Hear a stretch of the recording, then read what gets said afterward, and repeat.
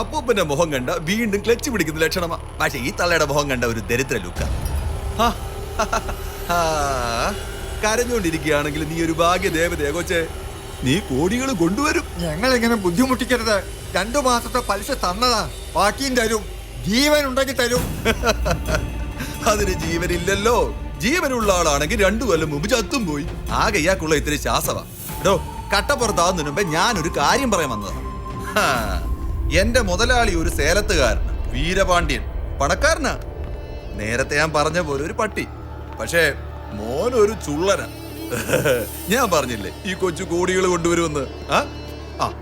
ഇനി അണ്ണാച്ചി 10 പൈസ മുടക്കണ്ട. ഈ കൊച്ചിനെ ആ ചെക്കന് കെട്ടിച്ചു കൊടുക്കാൻ പറ്റും. അവൻ കാറിൽ ഇരിപ്പുണ്ട്, ഞാനവനെ വിളിക്കാം. அந்த பொண்ணங்க தாத்தாவா எங்க?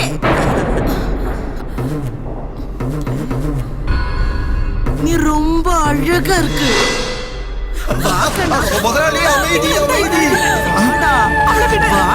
വീട്ടിക്ക് പോലാണ്ടാ. മുതലാളി കൊച്ചിനെ വെളി വെച്ച് കണ്ടിട്ടുണ്ട്. അതിന്റെ ഇളക്കവ നമുക്ക് കെട്ടങ്ങ് ഉറപ്പിക്കാം. എനിക്ക് ரொம்ப പിടിച്ചു പോച്ച്. വാടി വാമാ കണ്ണേ മുത്തം. വാ കണ്ണേ. മുതലാളി മതി, വിട്ടേക്ക്. കിട്ടുവാടാ. കിട്ടുവാ. ചത്തുപോടാ. അസാധ്യല്ല.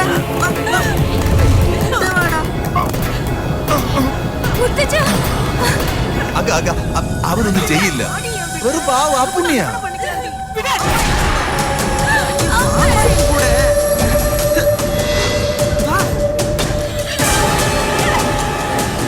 കല്യാണം നടത്തി തരാൻ കൊച്ചു മുതലാളി.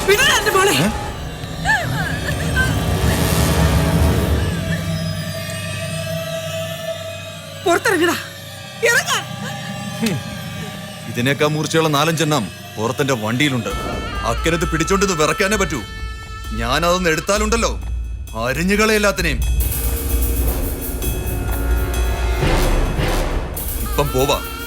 കുടുംബം ഒന്നോടെ കുളം തോണ്ടാനുള്ള തീരുമാനത്തോടെ തിരിച്ചു വരും. പുല്ലുകളെ രക്ഷപ്പെടുത്താൻ നോക്കിയതാ. വേണ്ടെങ്കി വേണ്ട, വാടാ.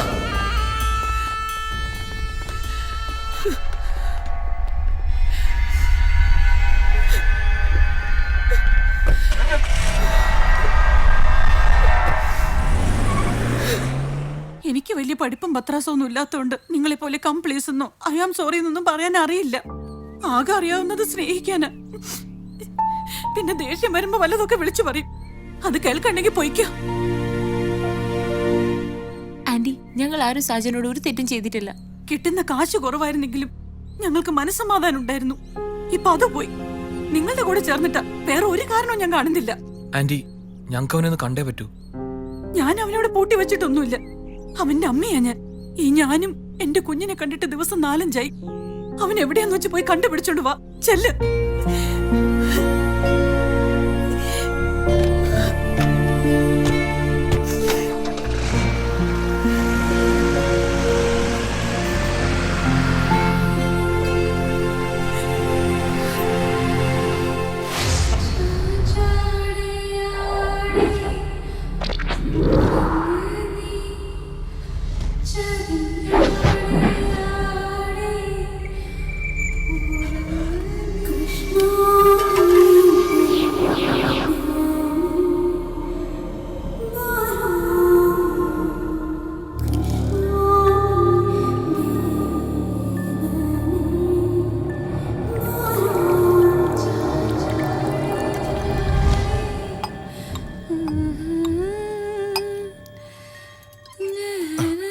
മതി മക്കളെ, മതി.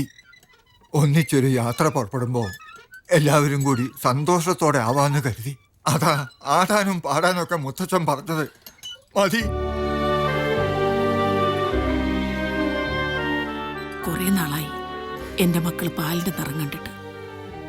ദാഹം തീരോളം കുടിക്കാൻ അമ്മ വാങ്ങിയിട്ടുണ്ട്.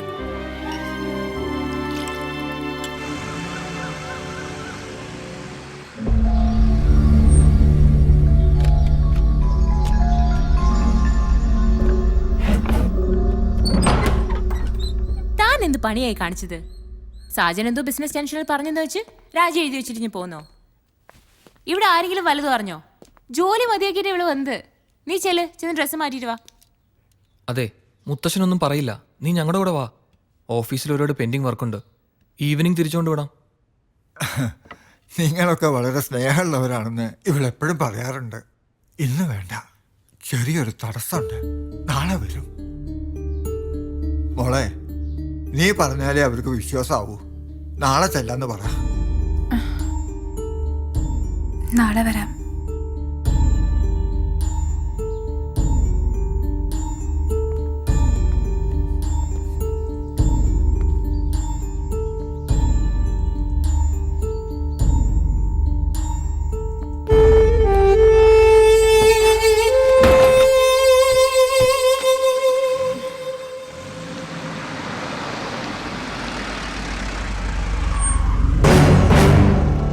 എന്താടാ?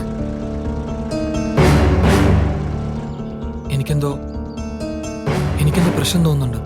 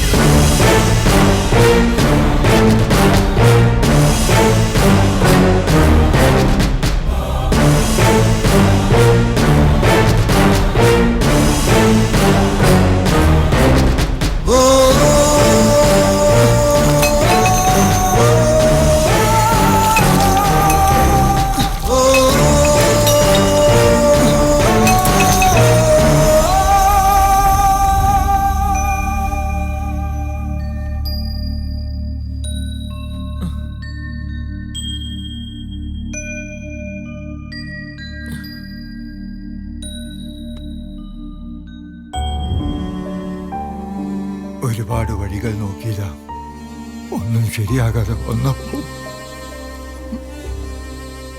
നിങ്ങളുടെ അവസ്ഥ നിങ്ങൾക്കറിയില്ല, പലർക്കും അറിയില്ല. അറിയണം. എന്റെ മരുമകളുടെയും കൊച്ചുമക്കളുടെയും അവസ്ഥ അറിയണം. നിങ്ങളെങ്കിലും അത് മനസ്സിലാക്കണം. ഞാനൊരു പാവാണ് സാർ. ഈ ലോകത്തിലെ ഏറ്റവും വലിയ നിരപരാധിയാണ് സാർ. അങ്ങനെയുള്ളവരെയാണ് വേണ്ടത്. ഞാൻ ഒറിജിനലിനെ പിടിക്കാറില്ല. നിരപരാധിയെ പിടിച്ചിട്ട് അവനിലൂടെ ഒറിജിനലിനെ പിടിക്കും. അയ്യോ, ഞാനെന്ത് കുറ്റമാണ് സാർ ചെയ്തത്? അവിടെ ചോദിക്കുക. സാർ, KL01A999 തന്റെ വണ്ടിയാണോ? അതിപ്പോ ആണല്ലോ. അതാണ് കുറ്റം. എടോ, ആ വണ്ടിയുടെ പിന്നിൽ എത്ര കേസാണെന്ന് എനിക്കറിയാവോ? അപ്പൊ അതും കൊണ്ട് നടക്കുന്നവനെ ഞാൻ പിടിക്കണ്ടേ? പിടിച്ചു. കേറി ജീപ്പിൽ. സാറേ, സാറേ, സാറേ, പിടിക്കല്ലേ? ഇങ്ങോട്ട് പോ. ഞാൻ പാവാണ് സാർ. നിരപരാധിയാണ് സാർ ഞാൻ. Sir, phone. ഞാൻ ഈ ഫോൺ നോക്കിക്കോട്ടെ സാർ. ഒരു മിനിറ്റ്. അച്ഛാ, ഒരു കാരണവശാലും അയാളുടെ കൂടെ പോരുത്. എങ്ങനെങ്കിലും മുങ്ങണം. ശരി സാർ. ഇന്നോവ പുതിയത് തന്നെ. എപ്പോഴും ഞാൻ അയക്കുന്നല്ലേ. അയച്ചേക്കാം സാർ. നല്ല സമയത്ത് സാറ് വിളിച്ചത്. പ്രോബ്ലം ഒന്നുമില്ല സാർ. ഞാൻ വിളിച്ച് പറഞ്ഞേക്കാം. Okay sir. ആഭ്യന്തരമന്ത്രിയുടെ ഓഫീസിൽ നിന്ന് ഒരു ഇന്നോവ അയക്കാൻ ഞാനൊന്ന് അറേഞ്ച് ചെയ്തിട്ട് വരാം. ഈ ഫോൺ കോൾ തട്ടിപ്പാ. അല്ലെങ്കിലോ ഇവിടെ താൻ എന്റെ പണി കളയിക്കല്ലേ. സാറ് പൊക്കോളൂ സാർ. കൂട്ടത്തിൽ നിന്നിട്ട് പാര പണിയല്ലോ കേട്ടോ. സാർ ഈ കാക്കിയിട്ടുണ്ട് ഏതെങ്കിലും ഹോട്ടലിന് മുന്നേ വാച്ച്മാനായിട്ട് നിൽക്കേണ്ടി വരും. ഇക്കണക്കിന്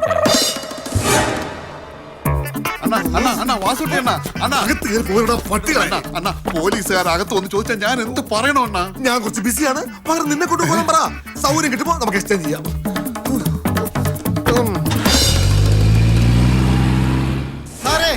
സാറേ, ഞാൻ പറഞ്ഞില്ലേ അവൻ മുങ്ങൂന്ന്. അവൻ മുങ്ങി. മുങ്ങിയോ? അല്ല, അത് പിന്നെ താൻ ഉറപ്പിച്ചങ്ങോട്ട് പറഞ്ഞില്ലല്ലോ. ഞാൻ പറഞ്ഞു, സാറ് കേട്ടില്ല.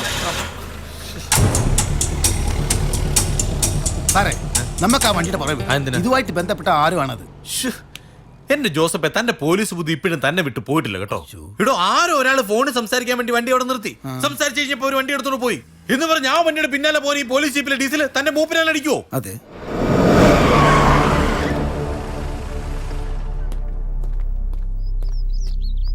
നിനക്ക് ഞങ്ങളെ വേണ്ടെങ്കിലും ഞങ്ങൾക്ക് നിന്നെ വേണം. എന്താണെന്നറിയോ, നിന്നെ വിശ്വസിച്ച് ഒരുപാട് കാര്യങ്ങൾ ഞങ്ങൾ ചെയ്തിട്ടുണ്ട്. അതിനൊക്കെയുള്ള മറുപടി എന്നിട്ട് പോയാൽ മതി. ഇങ്ങോട്ട് ഇറങ്ങണം. സാജ, നിനക്ക് സംഭവിച്ചത് എന്താണെങ്കിൽ നമുക്ക് പരിഹാരം കാണാം. പക്ഷെ കാര്യം എന്താന്ന് പറയണം.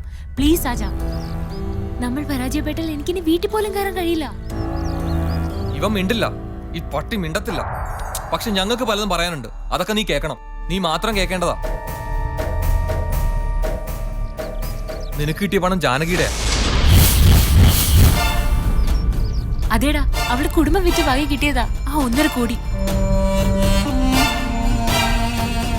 ഒരു തട്ടിപ്പ് സംഘം ചതിച്ചതാ. പോലീസിനെ ഭയന്ന് ഓടുന്ന വഴിക്ക് നിന്റെ വണ്ടി കൊണ്ട് ഒളിപ്പിച്ചു വെച്ചിട്ട് പോയതാ.